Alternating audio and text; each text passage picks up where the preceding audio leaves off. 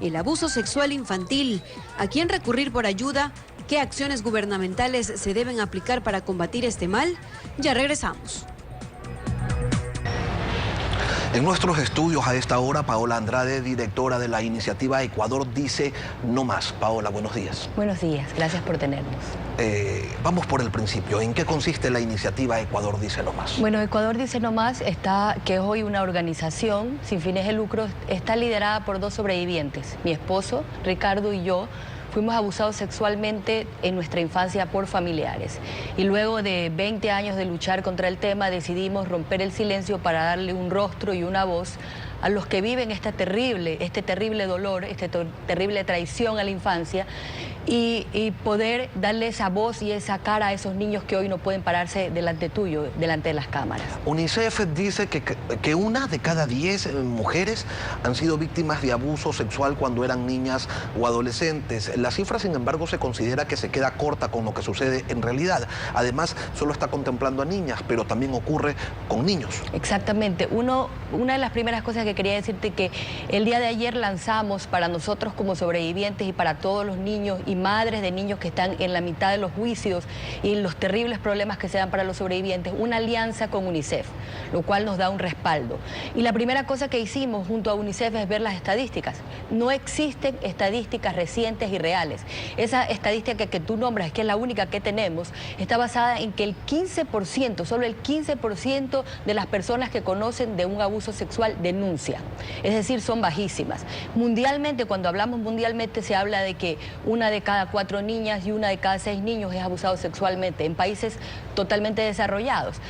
Una de las primeras medidas, yo creo, sería tener estadísticas reales, porque las actuales solamente muestran la punta del iceberg, en un tema del cual recién estamos empezando una conversación como país. Paola, ¿pero cómo se enfrenta a esta situación? Se lo pregunto porque, revisando también algunas estadísticas, observamos que uno de inicio, una persona que ha sufrido un abuso sexual en su infancia, debería recurrir, uno se imagina, insisto, en primera instancia debería recurrir a su familia.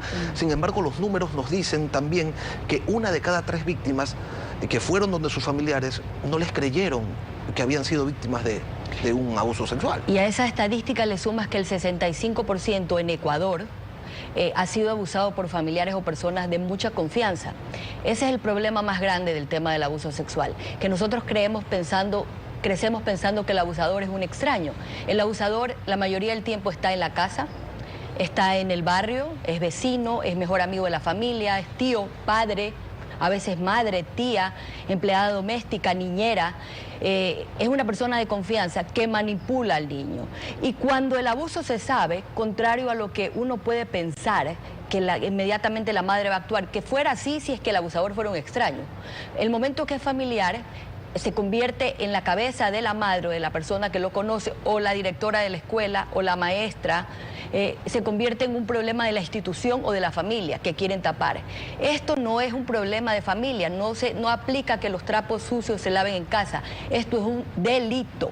Primero porque está atentando contra los derechos psicológicos, morales de ese niño, y segundo porque ese abusador es una persona enferma que no se va a detener hasta tocar y destruir muchas otras vidas.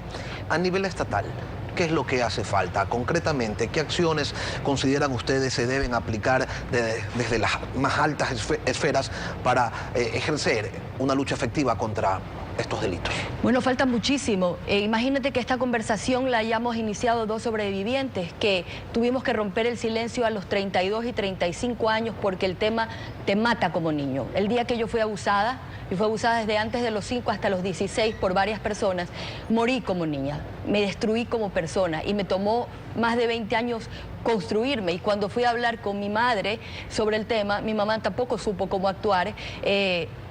Se crea un conflicto total. Entonces, empecemos que el gobierno debería tener programas de prevención. Esto debería ser parte del programa curricular en las escuelas, de niños de prekinder hasta 5º grado, que se les empiece a enseñar cómo decir no, lo que es el consentimiento, cómo cuidar su cuerpo. Luego, en la atención, cuando ya se dan las denuncias, actualmente nosotros tenemos ya grupos de apoyo creados para sobrevivientes desde octubre del año pasado y nosotros vemos madre tras madre un viacrucis, lo que significa poner la denuncia. No se le toma la cámara de Gesell al niño, no se escucha al niño, no se dan los procesos en el tiempo adecuado, se alargan los procesos. A veces un niño que tiene este horror que ha vivido por muchos años, de 5, 6, 7, a veces 7 meses, 2 años, 3 años, hay niños con 2 años que no tienen intestinos de los abusos que han recibido. Pero es una cuestión, Paola, solamente de leyes o es la conducta social la que está ya determinada a dejar de lado, a querer tapar los abusos sexuales en menores? Es un círculo de cosas, es que no se previene y no se habla. Hay un código de silencio establecido en todas las áreas, en la prevención porque nadie lo dice, luego al actuar, porque hay muchos nudos en el sistema que no permiten encarcelar a este abusador. Solamente el 5% de todos los delitos de abuso sexual son sancionados, imagínate. Y tampoco existe, nosotros con mi esposo tuvimos que crear de nuestros fondos grupos de apoyo, porque cuando salimos con la campaña en Ecuavisa el año pasado, eran miles de personas que los escribían y adaptamos un proyecto de Alemania y empezamos los grupos de apoyo y tenemos ya mujeres empoderadas mujeres y hombres empoderadas de 8 o 9 meses trabajando con nosotros. Sin embargo, eso debería haber salido del gobierno. Antes de hacerlo, nosotros llamamos a los ministerios y pensamos que debía haber un lugar donde la gente pueda ir a hablar y sanar y tener un proceso, pero salió de la sociedad civil. Y entonces es completo la desatención frente al tema que tenemos actualmente en el gobierno. ¿Cómo puede identificar una familia si uno de sus hijos o parientes menores de edad está siendo objeto de abuso sexual? Mira, la primera cosa es que el niño tiene una regresión. Empieza a hacerse pipí en la cama, empieza a tener problemas a nivel de escuela, tiene ataques de ira, pero creo que una de las cosas más importantes es que empieza a decir o a soñar o a hablar cosas sexuales que no son para su edad. Un niño no se puede inventar que ha sido abusado sexualmente simplemente porque no puede relatar algo que no conoce. Un niño no tiene la madurez para relatar un acto sexual. Entonces, el momento que él empieza a jugar y a decir cosas sexuales, expresar cosas sexuales, eso es un llamado de atención y los padres quieren negarlo porque es un dolor tremendo. Y la realidad es que esto es generacional.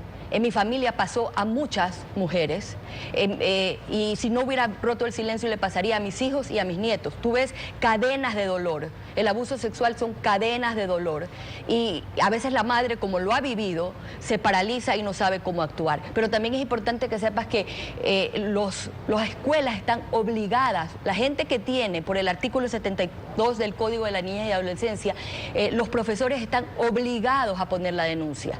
Es decir, que el padre, si en ese momento tiene confusión, la denuncia se pone en la fiscalía, pero puede ir al colegio, a las DECES y buscar ayuda y apoyo. Paola Andrade, directora de la iniciativa Ecuador dice no más. Gracias por acompañarnos esta mañana. Gracias.